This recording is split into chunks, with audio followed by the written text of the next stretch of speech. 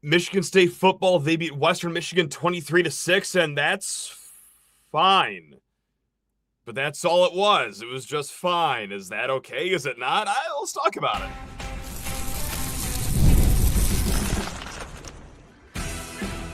You are Locked On Spartans, your daily podcast on the Michigan State Spartans, part of the Locked On Podcast Network, your team every day. Today's episode of Locked On Spartans is brought to you by Gametime. Download the Gametime app, create an account, and use code LOCKEDONCollege for $20 off your first purchase. Spartan friends, Spartan family, Locked On Spartans listeners, how on earth are we all doing in the wee hours of Saturday morning, Friday night, whatever you want to call this? We're doing a live show here on YouTube breaking down Michigan State's decisive victory over Western Michigan, 23-6. Look, little bonus episode here. Not going to be a full half hour. We're just going to spend a few minutes on this, but yeah, I guess I'm not kidding when I say decisive because it never seemed like tonight's game was in question. They took it to Western Michigan in the first half, walked into the locker room up 21-0, and then did a lot of what they did last year, which was not score on offense in the second half. Actually, guys, if you go back to November, all four of those games last November, do you know how many points they combined for in the second half of all those four November games? 14. They scored a touchdown against Illinois and then a late touchdown against Rutgers. So maybe that is why some of us are a little jaded here. Oh, great. It's just more of the same. Scoring in the first half a little bit and then just kind of doing a whole lot of nothing in the second half. I can't argue against you if that's what you're so shook about. But really, let's talk about our thoughts, our emotions, what went good, what didn't go good tonight. Because, hey, first things first, Michigan State won. As far as I'm concerned, no long-term injuries were sustained in this game. And that's the first time in a long time we could say that about a season opener here. So let's start with your thoughts, though, guys. Because on Twitter, I went out and I said, simple question, maybe a tough answer.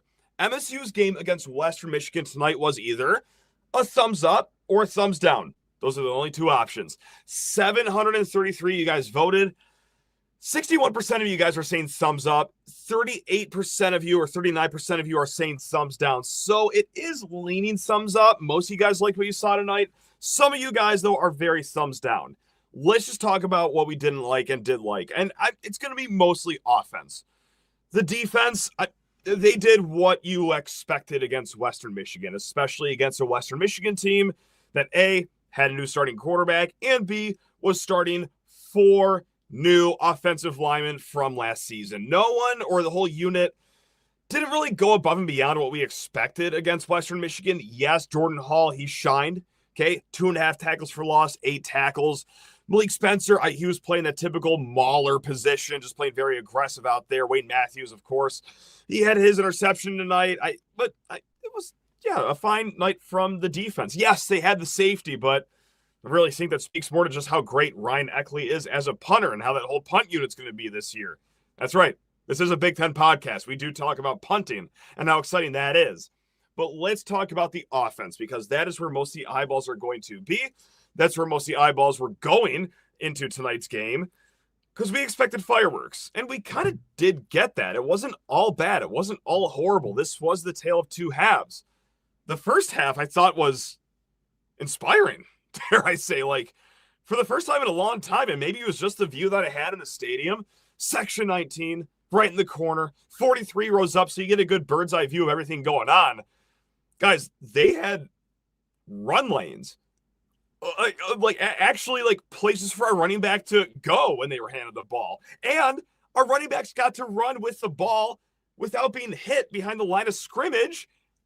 Like the whole first half. It was amazing, guys. But truly, I think it was impressive, especially more so from the right side with Connor Moore. And then a surprise starter for tonight's game too. Caleb Carter also getting some run too at the right guard. I thought they did a fantastic job opening up the run lanes too. Christian Phillips, he got in the mix there a little bit. Ashton Lepo, I believe, got in the mix too in the first half. But yeah, guys, the running game was not the issue, of course. It was actually a bonus for Michigan State. 130 yards in the first half. Outstanding. I mean, and also I do want to zoom into it a little bit on Mekhi Frazier, who, 14 carries. 7.4 yards per carry. And we're not going to like celebrate that, anoint him as the next Le'Veon Bell. It is a good start. Don't get us wrong. But I did like what I saw from Mekhi Frazier. This is a guy who, again, this is the benefit of sitting very high up in the lower bowl. All you rich people down there in the first 5 rows, yeah, sure, you hear the game. You're a lot closer, but up high, you get a pretty good look. Mekhi Frazier was doing the right cuts every single time. He was very fleet on his feet, I thought. And this was a guy that I was very questionable about. Going to be honest, he played primarily linebacker in high school at his very high-class Texas high school. I mean, he was very talented, but wasn't going to profile to the Division I level as a linebacker. Figured it out at running back, and yeah, I think that's going to be Michigan State's lead running back this year with Brandon Tolles being right behind him. I thought he was a fine running back tonight. Would love to see it against another Power 4 team, which we will next week. But yeah, Mekhi Frazier, I thought it was a bonus. Speaking of bonuses, we'll keep talking optimistically right now, guys. Omari Kelly. Like, I get all the smoke now. We heard it going back to the spring that, yeah, this guy's balling out right now. Keep an eye on him. We heard it in the fall. Yeah, he's still our best player during practice. And, yeah, he could be playing in the NFL next year because that's how great he is. He caught fire, and he caught fire early. He caught that great pass right behind him, sticky hands. So, yeah, Omari Kelly, not going to be the issue. He was very, very helpful in moving the ball down the field. But outside of that, the pass game was just, it was fine. And I do want to talk about a positive in the pass game before talking about some concerns. Maybe why we thought it was just a game tonight.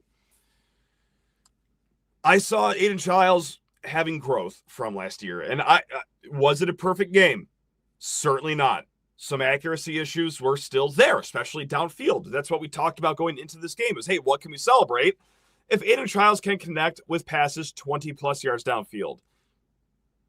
Didn't really happen, but this is what I saw. You might roll your eyes. You might say this is nothing, and it is like the least fun thing to talk about, but just your quarterback being smart and making the right play, especially when you're protecting a 21-point lead. There were times in that game, he rolls out. There was a receiver down there, 30, 40 yards downfield. He would have to throw across his body to get it to him, beat another defender or two out there, and all he did was tuck the ball and just run, like not force the ball into trouble. Guys, that is marked improvement from last year, especially the start of last year. There were times tonight where, hey, yeah, sure, he's looking at a guy 20 yards downfield. Can he make the play? Like a 10% chance he could, maybe 15. He just tucked it and he ran it. I know that we want to see playmaking ability. I know that we want to see his big arm. Tonight was a night where you just got to chill out, right? And it's not to say there was no playmaking ability. He was able to extend plays. He was able to prolong things when the pocket got collapsed sometimes. It wasn't a perfect night of protection. It wasn't a perfect night of, deciding what to do against the blitz. But I saw some growth from last year. You didn't see any silly throws. You didn't see any erroneous mistakes. I thought it was a good step forward from Aidan Chiles. Now, with that said, is there still work to be done? Yeah. Yeah, I think so. I mean, we talked about the accuracy, guys, right? I think the furthest pass that he had through the air, it could not have been more than 14 yards, right? Like, it was a pretty tight game. But that's all that you had to have against Western Michigan. Do they open it up a little bit more against Boston College? I would like to think so. And I think that was an issue with tonight, too, is that, yeah, they had the 21-point lead going into halftime. I don't think they really flexed a lot in the second half. I think they're pretty basic with their offense. But, hey, if you're one of the people out there that are kind of annoyed with how little they've scored in the second half, not just tonight, obviously, but going back to last year, again, I'm not going to be the guy to fight you on it. Of course I won't be. But also, I mean, and this is a comment that we got from a few other people out there, is that Aidan Chiles against the blitz. I got one comment that said, has he ever seen a hot route in his entire life? And that might have to be looked at in film here tonight. Again, I'm not going to call like an overwhelming positive for Aidan Chiles. I'm not going to say that he sucked. I'm not going to say that I'm out on him. I still think that, hey, this is the quarterback from Michigan State, offers a high ceiling both with his arm, which we didn't see a lot tonight, but more importantly, with his legs, whether it's design run, whether it's scrambling, whether it's prolonging plays. I think it was a fine game from him because he showed that he was smarter with the ball. Now, can we see a little more playmaking next week? Sure. You would hope so. But yeah, guys, I mean, that's all I got right now. We're going to get more into it later this weekend. I just wanted to, just get something out here. React to the game. What am I going to do? Just go to bed and not spew my thoughts here for 10, 11 minutes here before I go to bed? No, absolutely not. So look, I've been waiting all offseason to overreact to this game. Like, really just get my takes out here. Either say this team is once again doomed for 5 wins, or my God, 9 wins is on the table.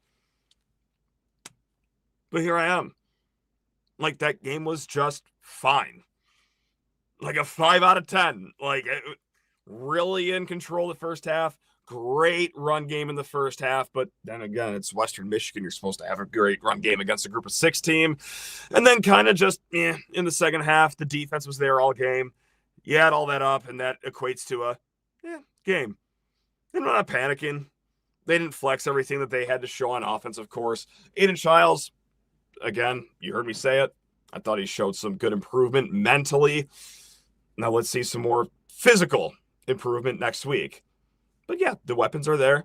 I was really inspired by the running backs. I'm not, going to throw a parade right now and say that again. We got the next Jeremy Langford, Le'Veon Bell here, LJ Scott freshman year. But no, it was, I like the vision that they had.